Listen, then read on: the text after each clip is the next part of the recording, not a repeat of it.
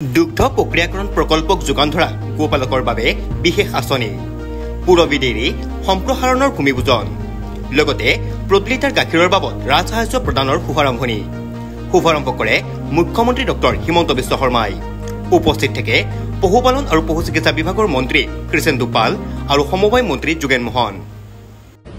আজি আমাৰ যাক আমি পুৰবী বুলি কওঁ আমাৰ এনবিডিবি ইয়াত যিটো পুৰবী গাখীৰৰ বৰ্তমান বা পুৰবীৰ জৰিয়তে দুগ্ধ উৎপাদনৰ কাম কৰি আছে ইয়াতে আজি আমি আৰু 1.5 লাখ লিটাৰ গাখীৰ প্ৰচেছিং কৰাৰ বাবে এটা প্লান্টৰ আধাৰশিলা আৰু ভূমিপূজন কৰিলো।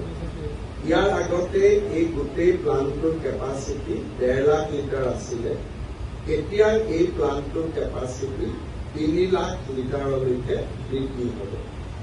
আজিৰ পৰা 3 বছৰ আগতে আমি এটা সংকল্প লৈছিলো যে অসমত আমি প্ৰতিদিনে 10 লাখ লিটাৰ গাখীৰ আমি প্ৰচেছ কৰিম। আজি গুৱাহাটীত 3 লাখ লিটাৰ প্ৰচেছিং ইউনিট স্থাপন কৰা হৈছে।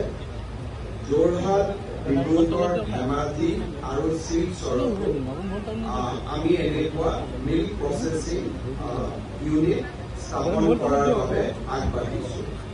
সমান্তৰালভাৱে অসমত আৰু আন কেইবাটাও প্ৰতিষ্ঠানে দুগ্ধ বা মিল্ক প্ৰচেছিঙৰ কাম আৰম্ভ কৰিছে। আমুলেও ৰাণীত 1 লাখ লিটাৰ গাখীৰ প্ৰচেছ কৰিব পৰা প্লান্ট এটা স্থাপন কৰিব। মই বিশ্বাস কৰোঁ যে অহা 2-3 বছৰৰ ভিতৰতে আমি 10 লাখ লিটাৰৰ গাখীৰৰ যিটো লক্ষ্য তাত আমি উপস্থিত হ'ব পাৰিম। আজি নেশ্যনেল ডায়েৰী ডেভেলপমেণ্ট বোৰ্ড বা পুৰবীৰ যিটো ব্ৰেণ্ড নেম তাৰ উদ্যোগত ইয়াতে যিটো মিল্ক প্ৰচেছিং চেণ্টাৰ 3 লাখ লিটাৰলৈকে বৃদ্ধি কৰাটো এটা ডাঙৰ মাইলৰ খুঁটা। যোৱাবাৰ এই সময়ত আমি 90,000 লিটাৰ গাখীৰ পুৰবীত প্ৰচেছ কৰিছিলো। আজি 2 লাখ লিটাৰ গাখীৰ আমি প্ৰচেছ কৰিব পৰা পৰিৱেশত আহি পাইছো আৰু যেতিয়ালৈকে এই মিল্ক প্ৰচেছিং ইউনিটটোৰ নিৰ্মাণ সম্পূৰ্ণ হৈ যাব তেতিয়ালৈকে আমি প্ৰতিদিনে 3 লাখ লিটাৰ গাখীৰ ইয়াতে প্ৰচেছ কৰিব পৰা অৱস্থাত গৈ থিয় হ'ম।